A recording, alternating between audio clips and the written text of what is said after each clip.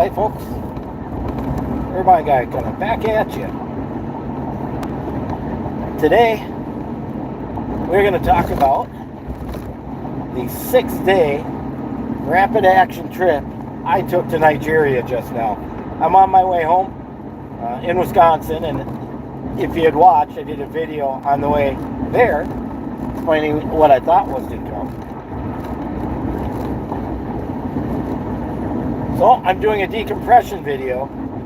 Now, I'm going to tell you, you aren't going to believe some of the things I'm going to have to say in this video. I mean, you got to shake your head sometimes and just wonder why. For instance, the difference in the old terminal and the new terminal at the airport. In the new terminal, in the international section, all the escalators and everything work. In the old airport, they don't. There's a big reason for that. I'm going to tell you that reason. I'm not going to tell you that reason until a little bit later when we get to it. Because I've really got an interesting story, and I just think I want to kind of do quick summaries of day-to-day of the different highlights. And that'll be easiest for people to follow. Easier for me to remember, I guess, and get it all documented. Hey, look, we got a few people. Yep, going to talk about the trip to Lagos and then Abuja. And then back to Lagos. Even though we were supposed to go to Warri, but that didn't happen. And why? All kind of crazy. So anyways, that first day, drove the flight to Frankfurt. And I was surprised he gave you 2 meals. Which, by the way, you won't believe what this means in Nigeria. You probably will. This is a signal for marijuana in Nigeria. So if you're driving down the street and someone does this, they're trying to sell to you. That's what I found out. But anyways, made it there just barely. I did a video about that where I had to take a bus and get on the plane, but my luggage didn't make it. I didn't know that till I got down to Lagos, and then my luggage never showed up. So that's an overriding factor in this trip. And then from Frankfurt down, that was United there, and then Lufthansa down. And same thing, we got fed 2 meals on that one too. So I think I spent about 14 hours, 15 hours on the plane and planes, that kind of deal. But anyways, I got there, and you get off the plane, and the first thing you smell is the dampness and mold. I don't know, something else that goes with it. And there's some kind of smell there. I'm not sure what it is. Maybe it's a stale mold smell or something like that, because it's always so wet. And you can see the mold on a lot of buildings and elsewhere. So anyways, I got down there, and I had what was called a visa on arrival. Piece of paper that said that. And I got there, and I got up to the immigration office, and I started submitting my paperwork, and then this lady shows up, and I come to later find out she's the one who helped me get my visa within a week. And then she basically walked me through the visa process. I didn't have to go through the same thing everybody else did. I had this lady hand walking me through. And she helped me look for my luggage, which we couldn't find. Then she got me to my friend Peter, who I was going there to see. And come to find out later, why do you think she does this?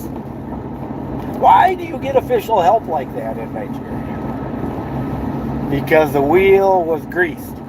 They always grease the wheels in Nigeria. That's a big part of life, is greasing the wheels.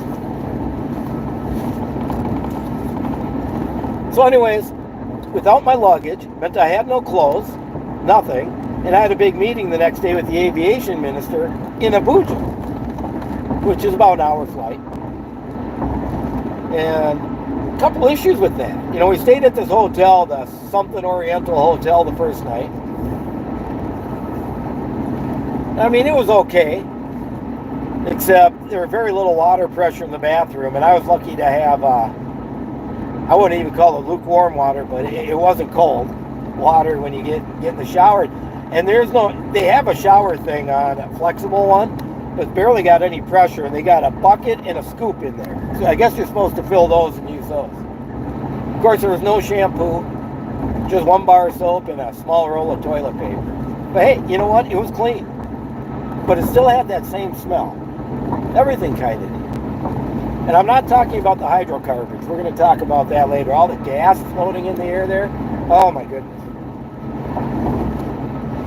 So then we get to the hotel. They get me a room where Peter's staying. I think it was like 30,000 Naira or something. Now, Naira is the Nigerian dollar. And the exchange rate right now is 15.50 to 1 or something like that. So when you're paying 30,000 Naira, you're actually paying how much? 18 bucks or 19 bucks for the hotel room. Well, you can't complain too much. But all these hotels are gated. They have a guard. They have a person at the door. And that kind of thing. So anyways, before we got to the hotel, we get in the road, get in the car in this cab, and I had instant flashbacks to being in Italy, where they got no idea what the lines on the road mean, if there are even any lines on the damn road there. And it was even worse in Italy, because although there are a few stoplights, these people drive on the other side of the road. They make U-turns when they're not supposed to. There's always people walking across the road everywhere, and these cars don't slow down. I mean, it's just crazy how many people don't get killed in that country, you know, which means that they're really, really good at it, you know?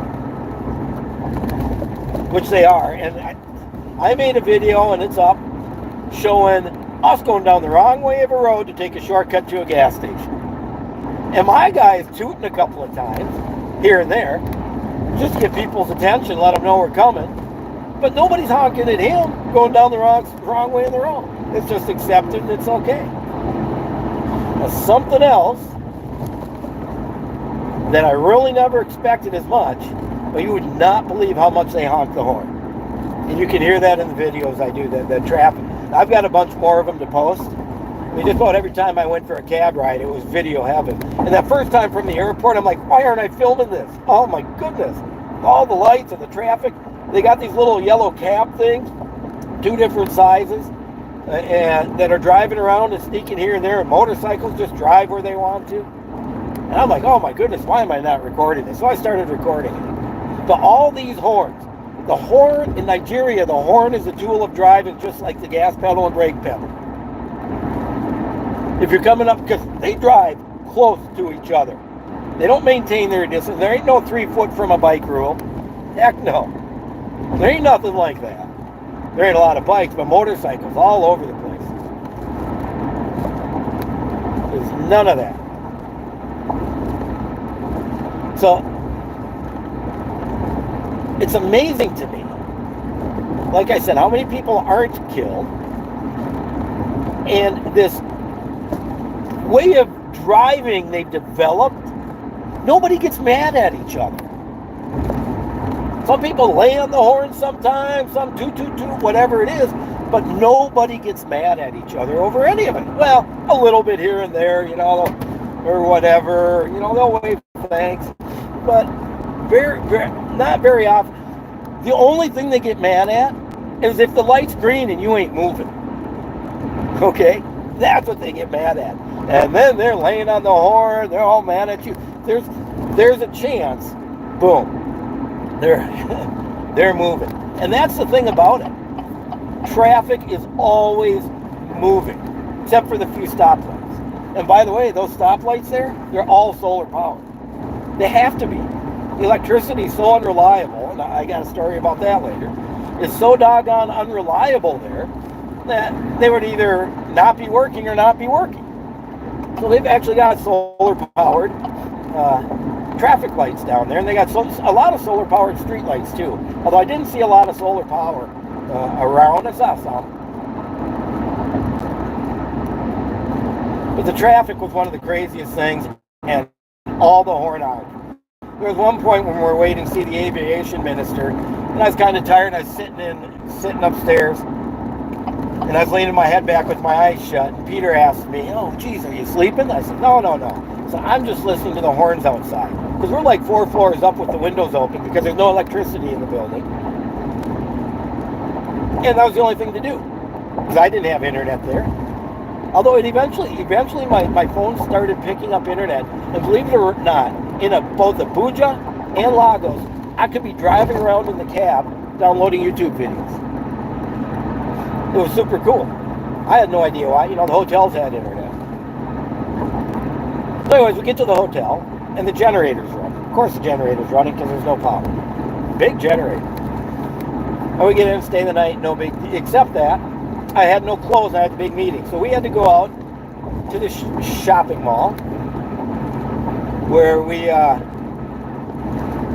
was like 8:45, they're supposed to be closing at 9. The first 2 stores were closed. We got to the 3rd store, was able to find a pair of slacks and a shirt that fit me. It didn't look bad. $235. I'm like, holy crap. Had to have them though for the next day. So we bought those, went back to the hotel. Didn't end up getting, because Peter came and worked, didn't end up getting to bed until like 1:30 or 2 o'clock, but that is what time here. So that was okay for me. Anyways, here's the best part. Peter knew we were, okay, first, Peter thought, I sent him my itinerary, he thought I was, that's something else. I've had this cold and runny nose since the 2nd day I got there, and a sore throat. Anyways, he thought I was getting in at 5:55 or something in the morning when I was leaving the previous morning out of Chicago here. No, I left Tuesday night and I got in Wednesday evening at 5:55. He thought I was going to get in Wednesday morning at 5:55. I'm like, Peter, they don't have Concords anymore, okay? There's no more supersonic jets. That ain't going to happen. So anyways, I missed having a meeting with the Chamber of Commerce leader for Lagos, which is too bad. But next time, they say. So anyways, Peter knows we're going to Abuja, but he never bought any tickets. He's like, oh, they're cheap. And plane tickets ain't easy to get around there either. So he had to call a travel agent he knew, and for $210 each or something like that, we're flying to Abuja the next day, instead of the $94 fare we would have had if he would have had the ticket set a week earlier.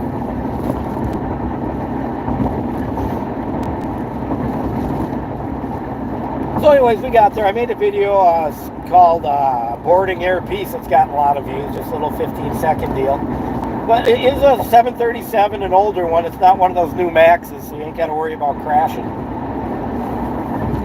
And you can tell it was older. It squeaked, croaked, and creaked or whatever. Anyways, we had a quick flight up to Abuja, and then we get out to get the cab.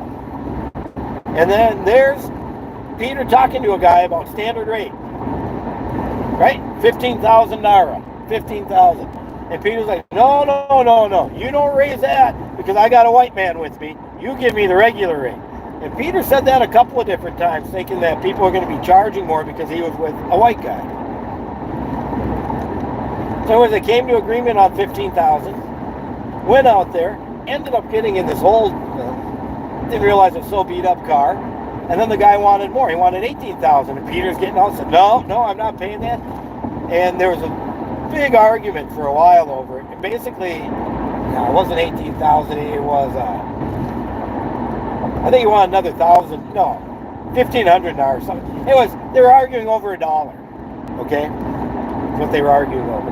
Finally, the kid gave in, gave us a ride to the hotel, and it was one of the freakiest rides I ever had. Not because of the traffic, but this cab, the guy literally had to jump start it with the clutch going downhill or backwards or forwards 12 or 15 times because the thing kept dying. I mean, it was so bad, I felt like giving him money just to buy a damn new starter, you know? It was crazy. So we got to the hotel, and then boom, the guy's arguing again. 18,000, 18,000. Peter's like, no, we agreed, 15,000. And the guy's arguing and arguing, like, don't do this to me, don't do this. And then he ended up having to leave. So the hotel in Abuja, which is the capital. You know, the capital of Nigeria used to be Lagos, and then they determined it was going to be Abuja and built Abuja up. Spent a lot of money on it. So anyways, that hotel was definitely nicer, but it had some quirks. For instance, water pressure was low again, and that's where I found the hot water. But I'm lucky I not only found the hot water, but I got a bucket full of it. You know, because you got to understand, my suitcase did not show up. I said that. I've been wearing same underwear, socks, and same jean shirt or that other pair for 3 days. And Nigeria isn't a nice, cool place. Okay? It's warm and humid. So you can imagine. So, anyways, I was actually happy to shower with the hot water. But then I also had hot water to wash my underwear, my socks, and my t-shirt with. So I had a clean t-shirt the third day. Now, the second night we were there, we had a huge rainstorm come through. I mean, it was like Florida rain, where it dumps 4 or 5 inches in an hour. And it was loud because of the metal roof. Well, in Peter's room, I thought he had the better room because it's a corner room, but it turned out the roof was leaking into his. Big time leaking into his. My room, I didn't have any issues like that, but all night long, the generator kept tripping. And then the backup would cut in, and then it'd have to reset it. So the power kept coming and going, and then boom, the water went out. So we didn't have water till the next day, and we had that for a while, and it went out again. So they had to bring buckets of water for people to use. But they didn't do that till the next morning. See, I was a smart one showering at night. Peter wasn't waiting till the next day. So anyways, the first day we get there, we got this new cabbie, Tony, and he wants to do a YouTube video, or a YouTube channel. I've been coaching him on it. I told him the best way to learn is watch YouTube videos. They'll show you what to do. Anyways, he drives us down, and I tell you, Tony's got this cabbie thing down where you screech at the cars right close to each other. And these guys literally, if there's a stoplight and there's a shoulder that's open, they'll drive around all the other cars and get in front of the first one. I saw that happen so many times, I can't tell you. I mean, Tony did that. And then I've got a video where traffic is so bad, they're just driving down the sidewalk. Tony himself, when he realized we wanted to go get something to eat, instead of taking the long way around, turned up on the sidewalk, back on the sidewalk, to back on the road and went. And there were women there in the way. But none of them, nobody groused at them. That's just what they do in that country. In Nigeria, you make up your own rules as you drive. Because there's obstacles. You know, here's the thing, kids. Screw those online video games. You want to play a video game?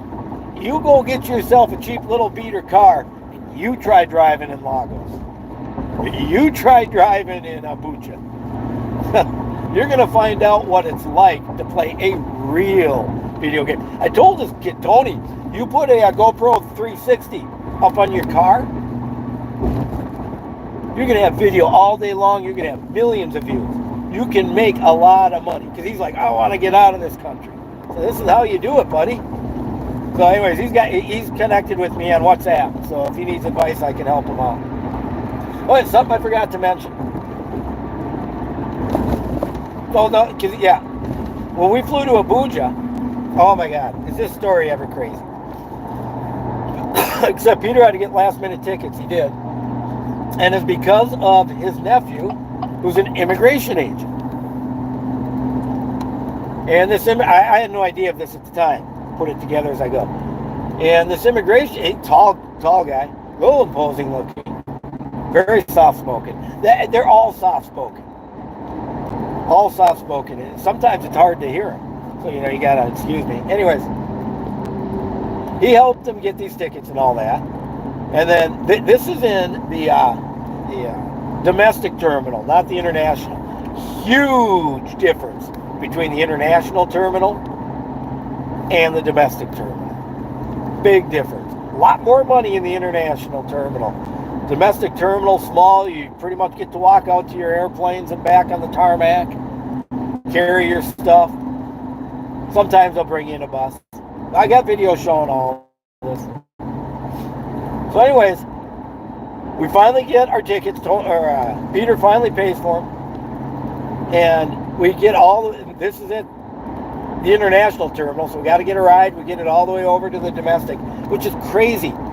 How far, these things are kind of right by each other, but you got to drive about 10 minutes to get around to each other. They got no connection. So anyways, we get up there and we're getting our boarding pass. And I show my passport, and then I get mine. Peter's looking at me. Peter does not have his ID. It's like, Peter, what happened? Oh, man, I left in my other bag because I came here by ground transportation. And it was hilarious because that immigration kid and the ticket agent, when he's looking, he goes, oh, I don't have my ID. You should have seen both of them. They're just like, ah. I wish I had the camera going on them. Oh my goodness, was that funny.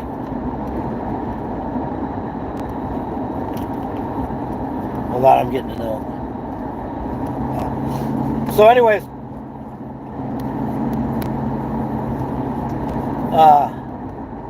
Peter actually got on the airplane without an ID because of his nephew, the immigration agent. How's that for crazy? And something I found out about Nigeria, is I saw a lot of them doing it, they have pictures of their ID. You can't do that in the U.S. You can't get on an airplane in the U.S. without a valid stamp. Nigeria, all you need is a picture of your ID. So that was a little bit interesting. If you're watching this and you haven't, give me a thumbs up, please. Or you can subscribe if you haven't subscribed. So anyways, we got on the plane, got up there. Peter, once again, hadn't bought the... he hadn't bought the tickets, but I'll give it a quick second. Hello. I'm back. Sorry about that. Driving through Wisconsin here. Yeah, I'm up. Okay.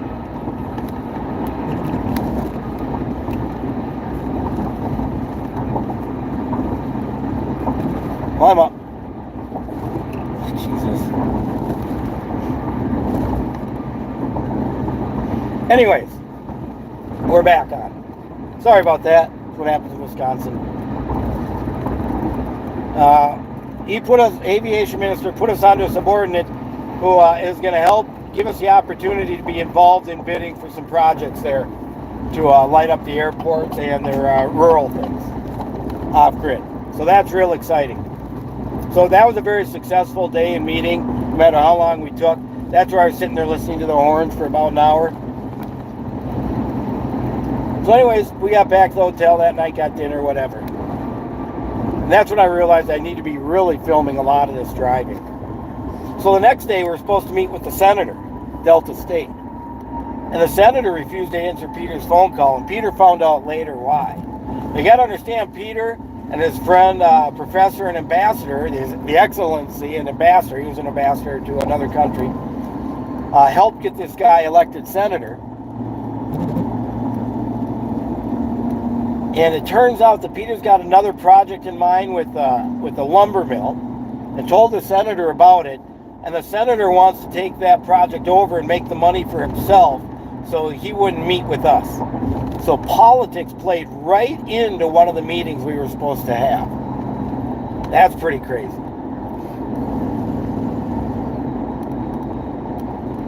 So we didn't have a meeting that day, so we went driving around. I went to the Transcorp Hilton, which is one of their huge hotels there, one of their modern ones. I've got 3 videos set to put up when I get a chance, so you can see what a real modern hotel looks like in Abuja. Now that could cost, he said, up to $500,000 or more naira a night, which is going to be what, $350, $400 bucks. So that's our most expensive kind of room or hotel. And it is a big, nice hotel. And then we went to Millennium Park, and you saw that. So that was the next day. Then we were supposed to go to Warri, and I'm looking for tickets. And Peter's supposed to have all this figured out, but didn't. So I'm looking for tickets that night. And they've got all kinds of airlines. They got Eric Air, Air Peace, iBond, a bunch of them. I think I like 7 or 8 airlines. So you got to go through and look at all these individually. And I couldn't get a ticket for Warri at all. The only way we could get there was, the problem was, this is Friday night. Remember, my luggage, I never showed up. It showed up in Lagos on Friday night, and I was in Abuja. And Peter wanted to go to Warri and try to have my luggage shipped down, but we couldn't get plane tickets to Warri. We couldn't get to Lagos and Warri. That's where Peter's from in Delta State, is Warri Airport. And he wanted me to meet a couple people there, including the governor of Delta. But the governor of Delta isn't able to make it back till the end of next week, or this week, so that wasn't going to work anyways. So we just ended up going back to Lagos on Saturday, which wasn't easy to get tickets for either. We got like 2 of the last 4 tickets on the last airline that had tickets. And then we ended up staying Saturday through Sunday night. My plane didn't go out till almost midnight, which was kind of odd. But it's good because we did some interesting shit. So we get down there, get picked up at the airport, and you got to understand now, I got 2 immigration officers driving around with me, and the guy driving the car is an off-duty cop. Now, why do they have an off-duty cop driving? Because that's how they have protection. If you watch all these cars and vehicles, a lot of them have cop lights on it or in the grill and everything, and have them flashing the whole time. That's because they are security. They're protecting someone there. And that's what I had, was protection. I had no idea Peter had hired me protection. I'm not sure the immigration guys he paid. They like being around me. I've got their, we're connected now on WhatsApp. They want to come up to the U.S. at some point. So I got all this protection riding around with me. So anyways, Saturday we go to the hotel that they like, which is a lot nicer. Good air conditioning. It's got a pool. It's got a bar outside. There's a club attached to it. And they have free breakfast and a little bar on it. Okay, so it had a lot of the amenities. But it still had that odd smell to it. You know, it wasn't as obvious there because they had some stuff covering it up, but it still had that odd smell to it. So anyways, we had some dinner there. And by the way, don't expect you're going to have ham or bacon with anything in Nigeria. That's not to be found in the country. Turkey or chicken, yeah. And then, you know, they're pretty big on animal parts too. But you are not going to find a pig or hog product at all there. So anyways, that night, you know, the boys wanted to go out to the bar with me, so we went and hung out at the bar and had a beer. And I tell you, it was so damn loud, I couldn't believe it. I had to go get one of my earbuds, put it into for the ear facing the speaker. So it didn't blow my ear out. Passing a real double wide trailer right now. There we go. That guy's going pretty good too. Okay, so we had a good time doing that, and then they wanted to go to the club for a minute, so we went into the club, and man, was that loud. And they got no beer in the club. They got expensive wine, $30 bottles for probably $5 wine, and so we decided to go outside and have a beer. And that's where I gave some money to one of my security guys, the immigration guy, Ebenezer, and he helped me out the next day. I got my wad of cash right here. I got I somewhere around 200,000 naira right there. I'm gonna take a look at that later in another video. Yeah, I stopped at a store here and I tipped somebody. You know, I tipped them regular, but then I tipped them one of these $500 naira bills, and they were so happy. Now that's probably worth about 35 cents, 40 cents. But still, I guess it's a novelty. So that was a decent night. We're gonna check out the next day. Well, but beforehand we had breakfast there. I did a video on breakfast buffets in Nigeria, which was a little bit odd to me. I mean, they actually had hot dogs in the breakfast buffet with hard-boiled eggs. They had a bunch of concoctions. I didn't know what was in them, but they all liked them. And you know, the night before, Peter ordered something. I did a video, and they both did. When they had their rice or whatever, they all just ate it with their hands. And they had this big water bowl, and when they're done eating, they'd wash their hands off of it. That was pretty interesting. I did a video of Peter doing. Now, if you can understand him, tell me. They all talk quiet, so you really have to listen, because not only are they talking quietly, but you know, they've got kind of an English accent that's kind of shortened up a little bit.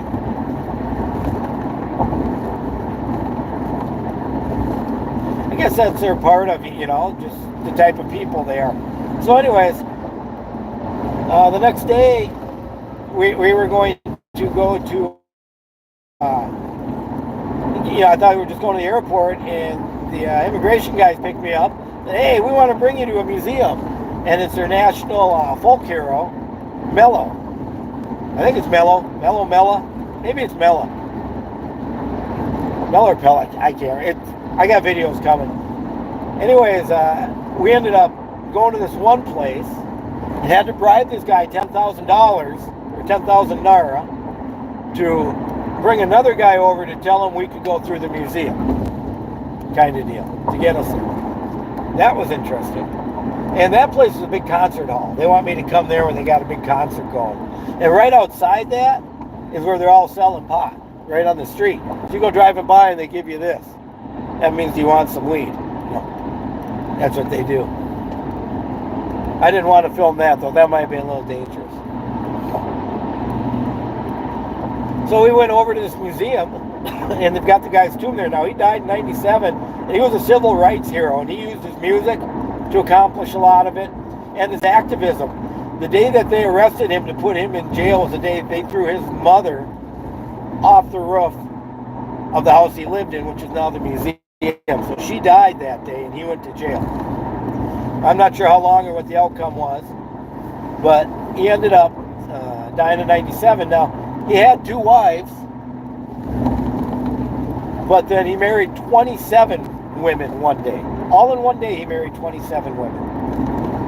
And from what I understand, they're like part of his band members, and they were all supposedly with bad reputations, so he married them all to give them good reputations. Quite the character. So I ended up meeting his son. So I got a couple selfies with him. I'm going to post one of them on YouTube. I've got a short little video I'm going to put together showing the museum. I took some clips or pics. That's pretty neat too. And supposedly, you know, he's as worldwide well known as Bob Marley for his activism and his music. So then after that, they ended up getting me to the airport. There's not much to say after that, except it was a long flight home, over 11 hours on the airplane to get to Washington, and then flying from there to Chicago, and I'm driving home now. Once again, we got 2 meals on the United flight over. Oh, by the way, we were flying on the United brand new 787 Dreamliner. I think we need to rename it. It needs to be the 787 Freeze Liner. Okay, well, cold on that airplane. They gave everybody pillows and blankets, but still, that plane was cold. Well, it was quite the interesting trip. I mean, the highlights, the traffic was crazy. Horns everywhere. Nobody getting angry at each other. The people were great. The people, very nice, very respectful. Call each other sir. Yes, sir, no, sir, whatever they're saying. One time, I was called Massa, by a cab driver. It made me uncomfortable. I don't look at myself as better than anybody. But, other than that, I got to say, Although there's a Burger King, a KFC, and a couple other restaurants that we recognize there. They've got all different kinds of chicken places. There's just not a lot of food for me to eat there. I'm a little pickier than the average Joe. So I might have lost a few pounds, we'll see. Well, plus I picked up this cold a couple days into it. So I've been dealing with that. That's not been too big a deal. Whatever. Anyways, that's pretty much it.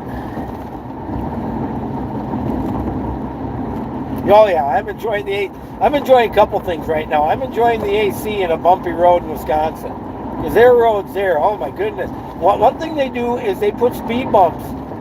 2 speed bumps coming into intersections or important places all the time to make people slow down. And these cars are so rickety and small they have to. And then shit, driving down the road, some of these cabs, these van cabs, just packed full. They'll have the side door open and someone just standing there holding on as they're driving down the road.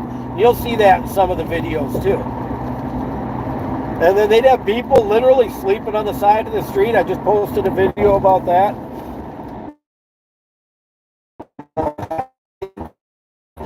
Lagos was so damn busy, so many people. Like I said, crossing in traffic, highways, freeways. Now the freeways are okay.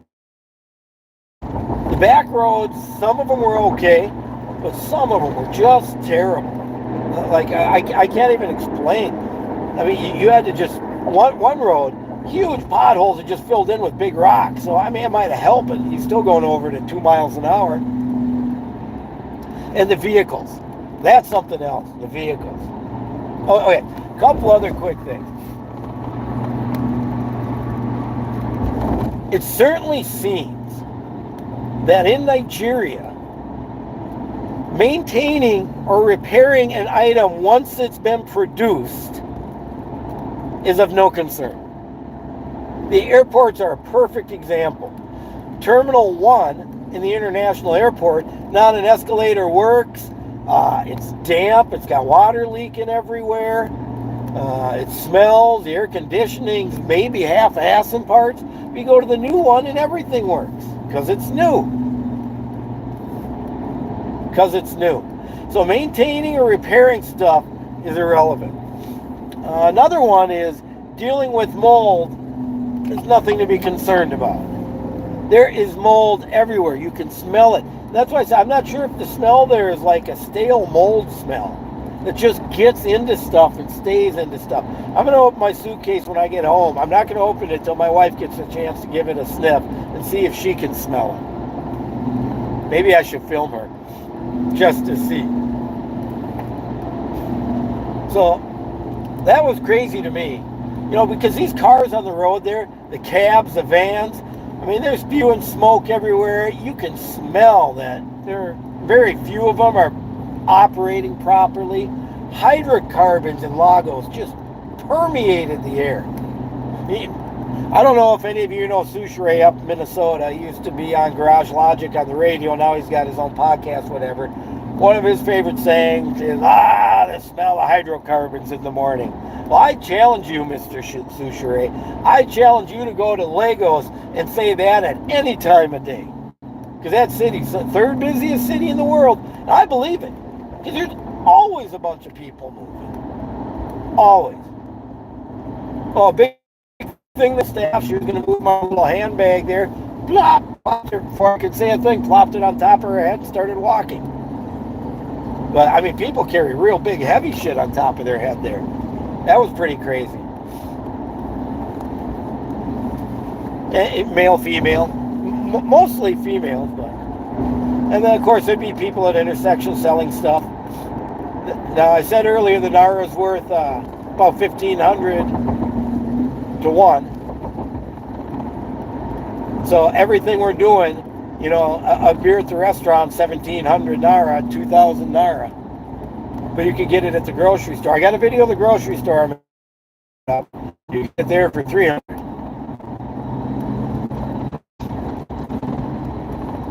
So finally, not the first night, the second night I convinced Peter to stop me and help me get a beer or two. So I got a couple of trophy beers. I put a video about that. It was okay. I mean, it was drinkable. The interesting thing is, their beers are big compared to their beers are like a liter, where ours, are 16 ounces or 12 ounces. So their beers, no matter can or bottle, are big.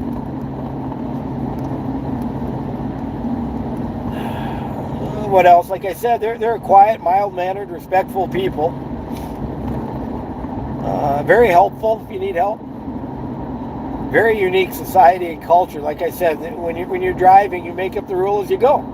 If you think you need to turn there, you turn there. It don't matter. We started going over a bridge that's turned into a one-way a certain time of night, and there are literally guards there with machine guns. There's a couple points we had to go through checkpoints, which it really helped when I had a cop and immigration guy with me. We got through the checkpoints like that. But the traffic cops kind of give them a hard time, and it was really interesting listening to them. Oh, come on now, just a mistake. We're sorry, let us go. And eventually they're just like, go. And like I said, greasing the wheel.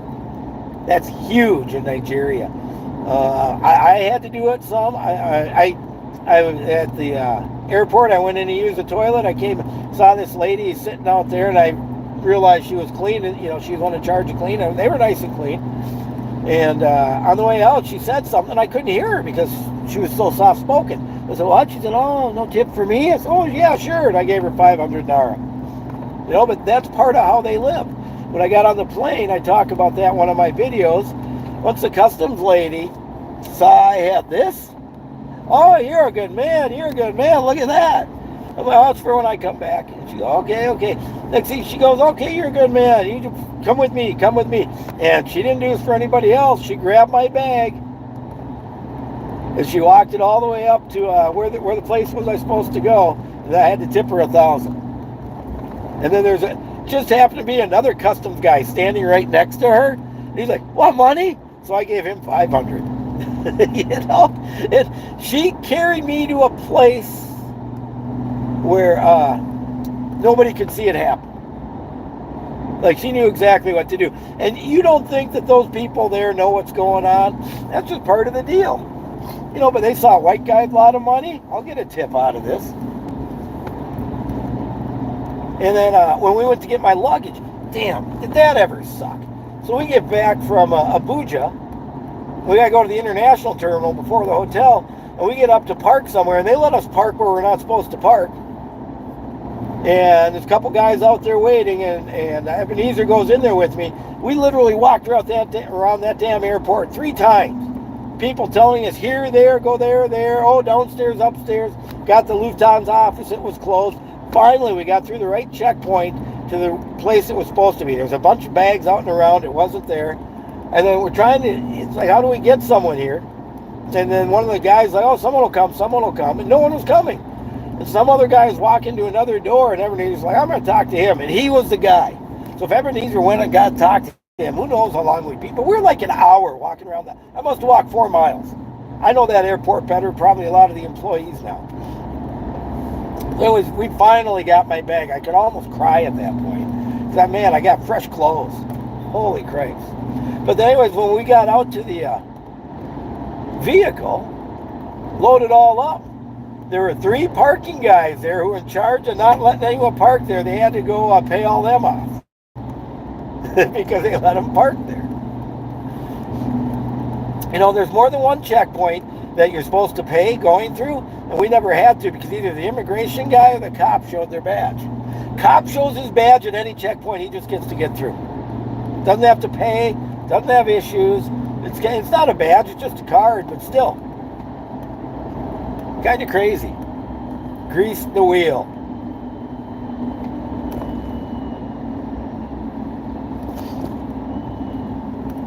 I'm not sure what else. Just that traffic. Just, flying over it, I see a lot of growth potential in farming, that they could really be doing a lot to help feed their people. It certainly seems like there is a big difference between government and the people. Government has money, the people don't. Although, when I was at the aviation minister's office, they actually had electricity. And when I was walking out, they walked us out the back way so we wouldn't have to go the way that the people wanted money. Well, get this. In order to get and see the minister, Peter had to grease the chief of staff. And then after he got us in, he double greased him. Crazy. So they're walking us out the back way. I hear this buzz, and I look over, and I see a Schneider Electric inverter, big one. I look, there's a huge pile of batteries right there. It looked pretty old, but I could hear that thing humming away, and I'm like, Peter, come here, look. He said, what's that? I said, that's how they're running the offices. They weren't running any air conditioning, but they were running lights and fans and stuff for the government officials.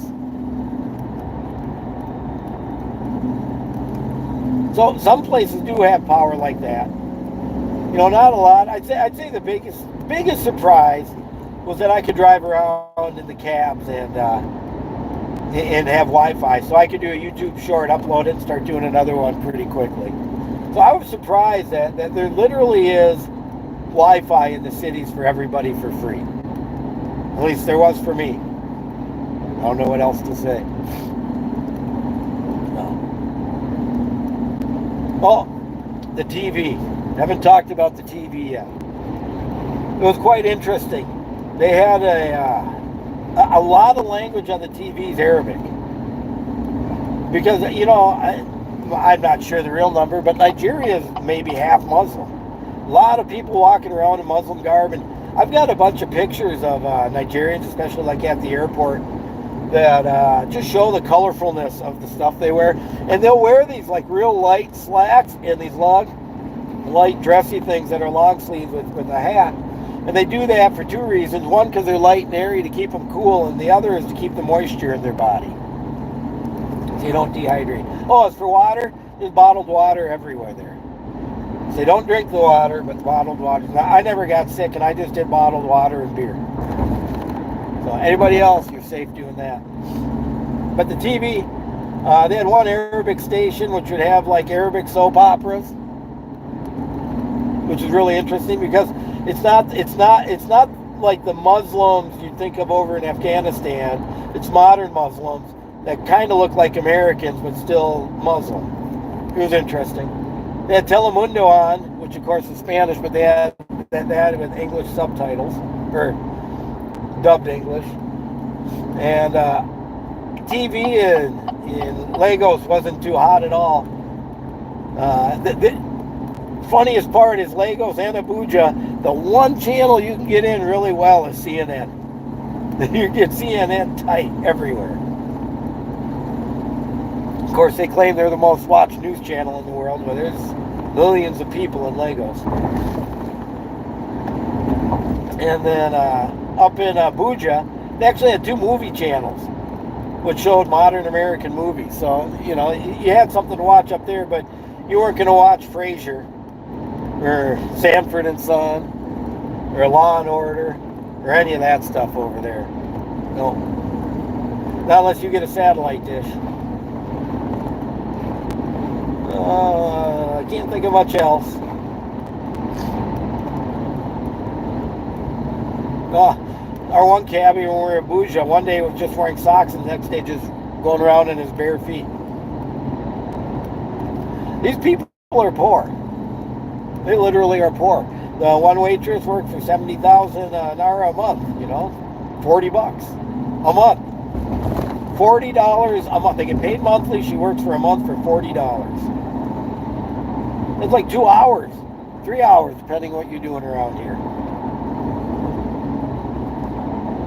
But still, they're happy to have the work. Yeah, crazy area.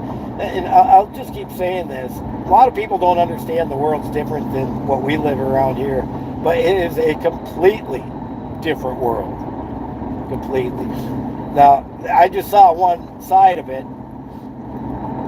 Certain areas they've got, like the waterfront in Lagos.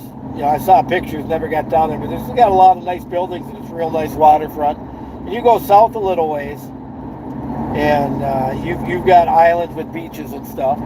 So, you know, there's a nice areas too. I just wasn't really exposed to them this time around, which is why I guess I had bodyguards. The cop in 2 immigration guys. Who would have thunk, huh? I brought them all a present, a flashlight, and it's got tools in it and stuff, and it's got one thing you can pop out, smash a window if you got to break it underwater or something. And they're taking that out. They're looking, oh, I could get somebody with this. Well, yeah, you could crack a skull open. But they didn't call them flashlight, they're torches. Now, Nigeria in general, the political system is designed after the U.S. political system. But the corruption's worse, much worse. The schooling and everything is after the UK system. So they're kind of a combination of both of us. Kind of a combination. But yeah, it's real interesting how their political system, they want to be like America as much as they can. And it seems like they got the corruption part figured out. That's for sure. Now, it's going to be interesting because Peter's really upset that the senator blew us off. And the sponsors he's working with who helped get him elected are really upset. Peter calls him Professor Prof and His Excellency the Ambassador. So he's already making enemies supposedly and might not be around next election. So politics is politics, the same as everywhere. I think that's about enough, people. I've been going at it a while, almost an hour. Come and gone a little bit. Some of you stuck with me. Tell you, it was a long 6 days. Up late every night. Peter wants to get going. Breakfasts are on. The food is on. I'm tired of chicken because that's about all I could eat there. Tried ordering turkey once they're out of turkey. I had some food in my luggage, but that didn't want to show up. Whatever. It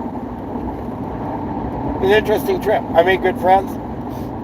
We have opportunity to do business, potentially with the aviation ministry. And they talk about you got to get contracts. When you got a contract, you get more contracts. That's what they all say.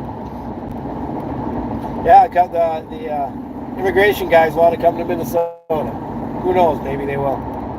They called me to make sure I got home. Showed them a picture of the highway.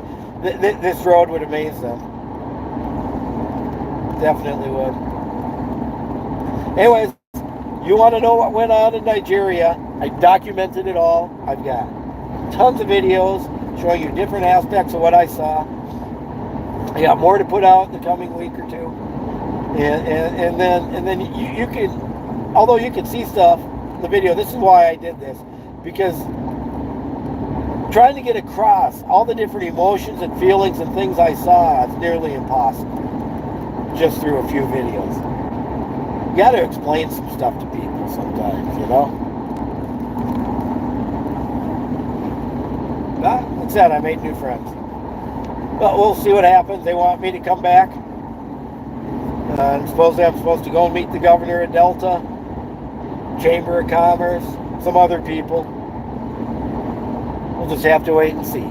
Turbine Guy, signing off.